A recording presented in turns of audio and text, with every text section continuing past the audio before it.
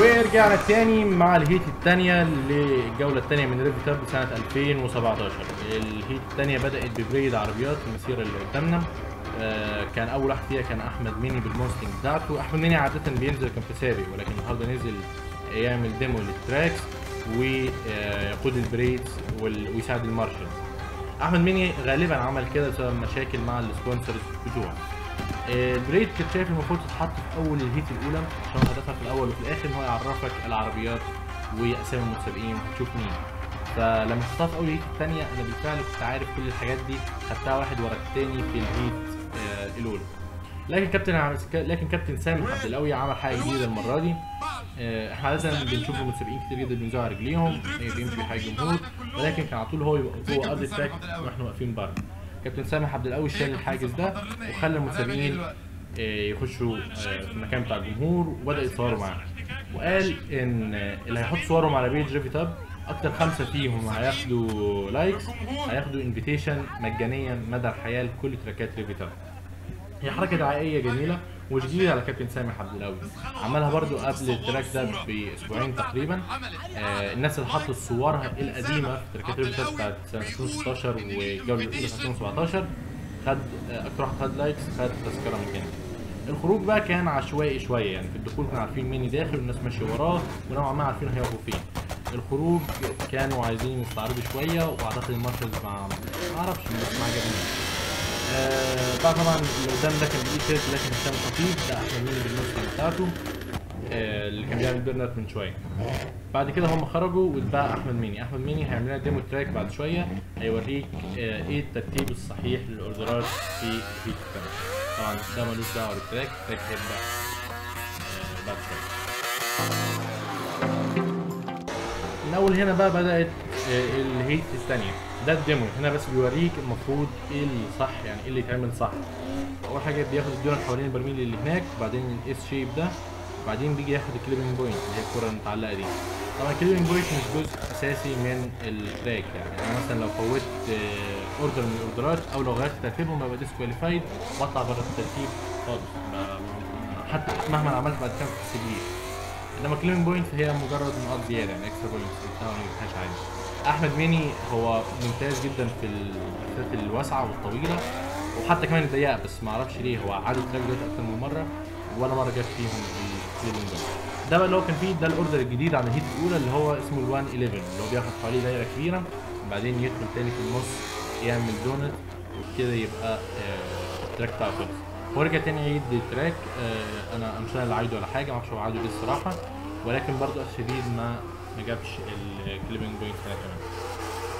في الاعاده اكتشفت حاجه جديده، هتلاقوا بعد شويه الارض مش مستويه، في حاجه زي مطب كده في اخره ال 111 من بره يعني. ده يعتبر مشكله شويه عند كابتن سامح عبد القوي، لانه كان من فتره يعني واحده من اللقاءات التلفزيونيه كان فيها بفخر بقد ايه هو تعب في سفرات ارض التراك وانه جاب اكتر من فريق وفي الاخر، بس هو كان ترتيبه وتنظيمه للتراك كان اكتر من كويس يعني. هنا بقى دفع المسابق الاول خالد امام على النيسان سكاي لاين. خالد امام ما اداش كويس قوي في الهيت الاولى بالذات في الدريفتات الطويله. خالد امام طبعا واحد من الناس الجداد يعني ما كناش نسمع عنه قبل كده. دي غلطه طبعا. الكليبنج بوينت كان المفروض تاخد بظهر العربيه، تاخد بالشنطه او بالسكويدر مش بالعربيه، دي كانت ما حسبتلوش، ولكن احنا شايفين انه خد الدريفت اللونج دريفت خده صح على عكس اعتقد شال الامه هناك بس مش مشكله يعني، على عكس الهيت الاولى اعتقد خدها على 3 4 مرات في الهيت الاولى. وبعدين دخل هنا على ال 111 وخلي الدونت بتاعته صح وخلص. طبعا عربيه خالد امام السكاي لاين بتنزل بموتور ار بي 26 وده موتور اكتر من كفايه يعني قوي جدا، ولكن هو مغيره وحاطط ال 2 جي زي وهنتكلم في السبب ده بعد شويه. بعد كده هنيجي لرقم 2 محمد حتاته على الاي 36 بتاعته اعتقد 2500 سي سي. محمد حتاته خد اول دونت والاس شيب والحاجات دي كلها كويسه، ولكن في حاجه مميزه شويه في اسلوب سواقه احمد حتاته. لو هتسمع صوت عربيته على طول دايس بنزين على الاخر، برضه خد الكلمه بوينت غلط، على طول دايس بنزين على الاخر وما بيديش اي غيارات خالص.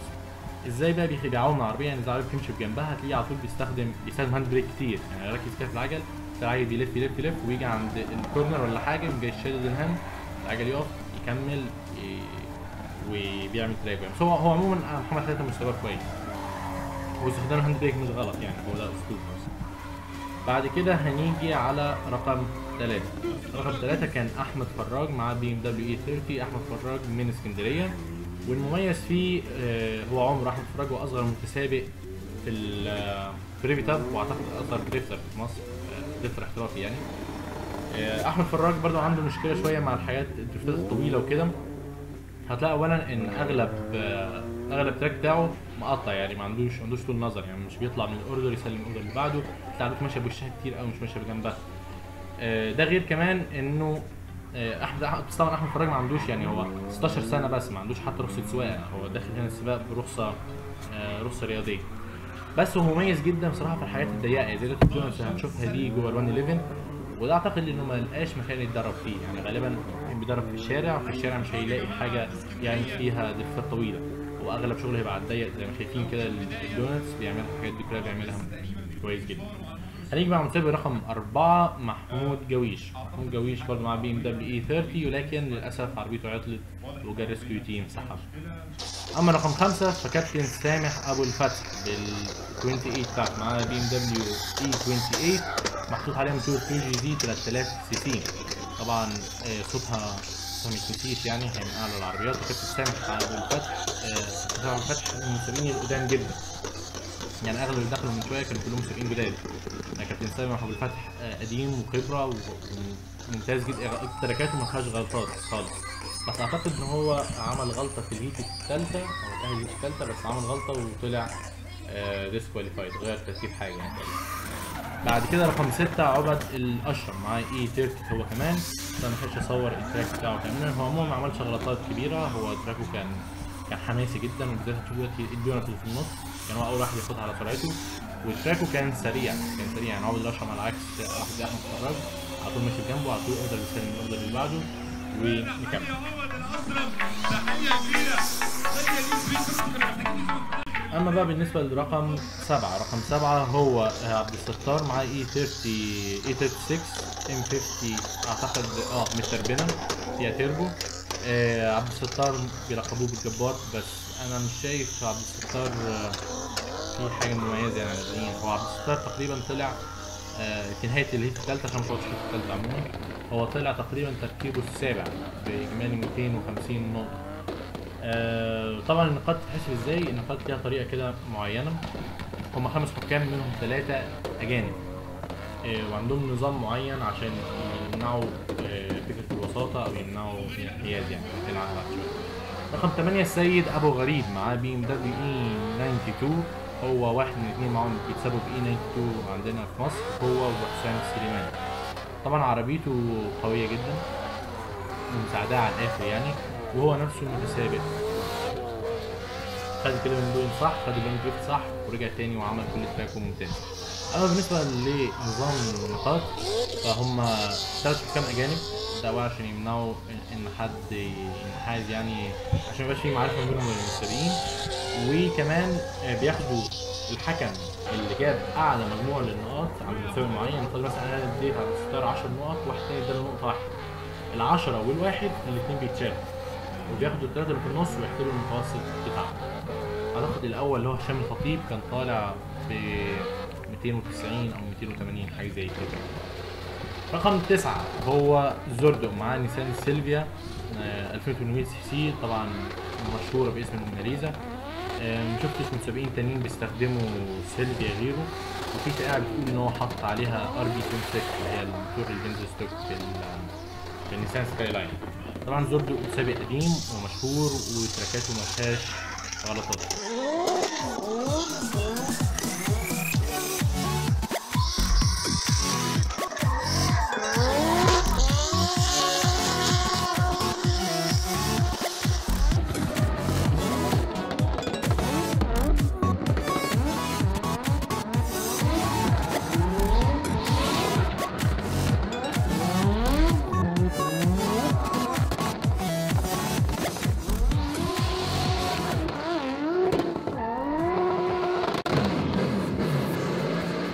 ورقم 10 حسام سليمان بالاي 92 بتاعته، هتسمع صوتها مميز جدا عن بيت العربيات، لان هو حاط فيها موتور امريكي، حاط فيها ال اس. ال اس ده اللي هو السمول بلوك اللي بتستخدمه شركه جنرال موتورز الامريكيه، طبعا موتور في 8 انا ما اعرفش هو ايه مواصفاته بالظبط، بيطلع كام اتش بي، لكن موتور اوفر باورد بزياده والعربيه ناعمه جدا يعني. وحسام سليمان نفسه كان مستواه كويس، خد اللون دول صح وهيشيلوا معنين في الاخر، وفي واحد منهم تقريبا كمان هيزن تحت العربيه، ولكن مستواه عموما كان كويس.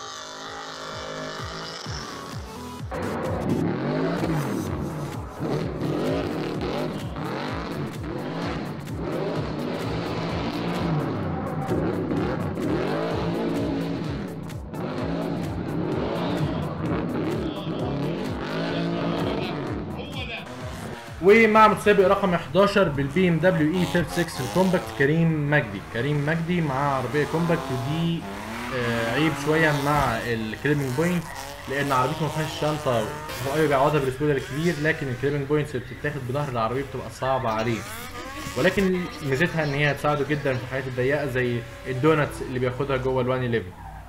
طبعا اعتقد كان كريم مجدي او المتسابق الثاني اللي معاه الكومباكت في الهيت الاولى، كان واحد منهم من كوبري السويدر بتاعه سحب معاه الكليبنج بوينت وحركها من مكانها وساعتها ما عادتش ثابته، وده عمل مشاكل تانية مع واحد زي كابتن سامح ابو الفتح، لان بعد كده بقى المسؤولين لما يجي يخبطوا الكوره كانت الكوره بتطلع فوق تلف وترجع تاني وتبقى اقصر، فلما كان يجي حد ياخدها بظهر عربيته زي كابتن سامح ابو الفتح عربيته واطيه قوي، كان بيبقى رايح في نفس المكان الصح بتاع الكوره ولكن ما كانش بيعرف يوصل لها. اما رقم 12 فكان معتز عاطف بيتسابق على نفس عربيه خالد امام النيسان سكاي لاين عموما بتنزل بار بي 26، لكن هم بدلوها ب 2 جي زي. في ناس لامت عليه كده لان هو اعتقد ان هو عمل كده جهلا منه وظنا منه زي اغلب المصريين ان ال 2 جي زي هو الموتور المثالي كل المسؤولين بيستخدموه كل الدريفترز بيستخدموه، بس هو قال ان هو عمل كده لان مش هيلاقي قطع غيار للار بي 26، لان تقريبا مفيش غير عربيتين بس في مصر هو معاه واحده منهم، مفيش ميكانيكيه مش هيبقى فيه قطع غيار، فال2 جي زي بالنسبه له كان موتور كفء وسهل يجيب له قطع غيار.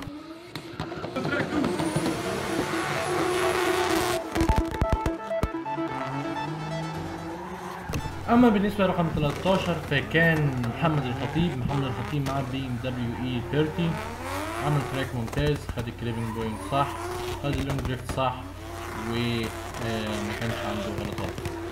لكن هنشوف دلوقتي وهو راجع، دي ميزه عند محمد الخطيب وعند الناس القديمه مش عند الناس الجديده اللي هو كل النظر ازاي اللي يقدر بيد اللي بعده. هنلاحظ هنا مثلا العربيه قلشت منه ولكن ما فكرش حتى في ماكدونالدز وكمل. انا ما كنتش اعرف ترتيب الاوردرات، كنت هفكرها جزء من التراك يعني.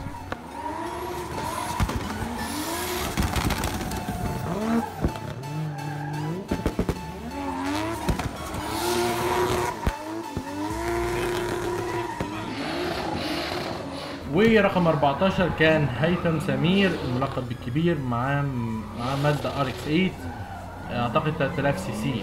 هيثم سمير اختياره للعربيات ما كانش زي بقيه الدريفترز، اغلب الدريفترز في مصر بيعتمدوا على البي ام دبليو، ويوم ما بيجددوا بيحطوا مواتير يابانيه زي 2 جي زي او المواتير الامريكيه، انما هيثم سمير اختار المازدا ار اكس 8. نفس بس رمي سري من حته العربيات، رمي سري مع المازدا ار اكس 7. بس احب اعرفكم ان ترتيب العربيات هنا مش ده الترتيب الحقيقي، يعني هو هيثم سمير ما نزلش رقم 14، ممكن ننزل العاشر او ال20، انا بس ما عرفتش اجمعهم صح لان صورت من اكتر من كاميرا.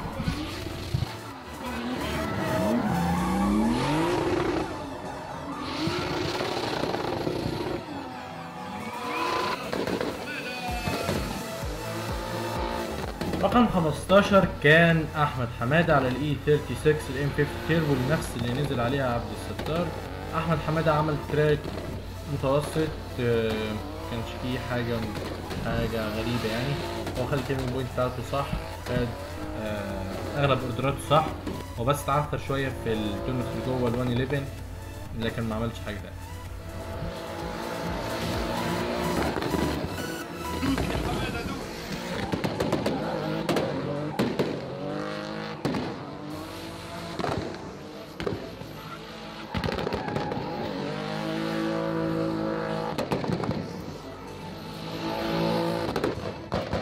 اما بالنسبه لرقم 16 فكان هشام الخطيب مع بي ام دبليو اي 30.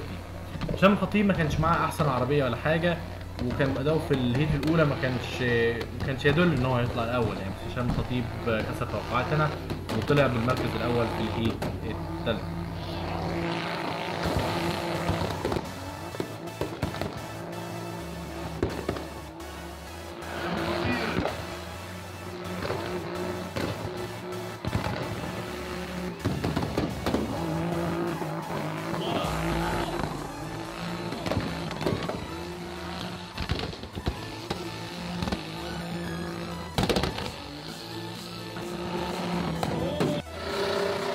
ورقم 17 كان ماجد ابو سليم مع بي ام دبليو اي 36 2500 سي سي تيربو. ماجد ابو سليم عمل تراك كويس، خد اوردرات كلها صح. طبعا هو حصلت له مشكله شويه في راني ليفل في الاخر، ولكن خد الكليبنج بوينت صح واللونج دريفت بتاعه كان كويس.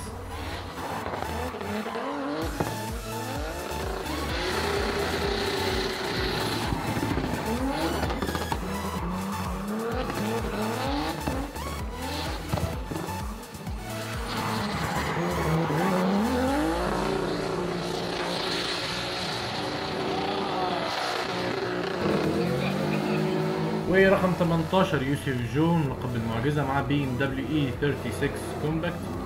يوسف جو كان هو اللي سحب معاه الكليبنج بوينت في الهيت الاولى بالسبويلر بتاعه، ومن ساعتها بقوا بيضطروا يرجعوها تاني بعد كل متسابق انها ما عادتش ثابته. يوسف جو مع صغر عربيته الا انه خد الكليبنج بوينت كويس قوي، وخد اللونج دريفت والران ليفنج بتوعه من غير اي مشاكل.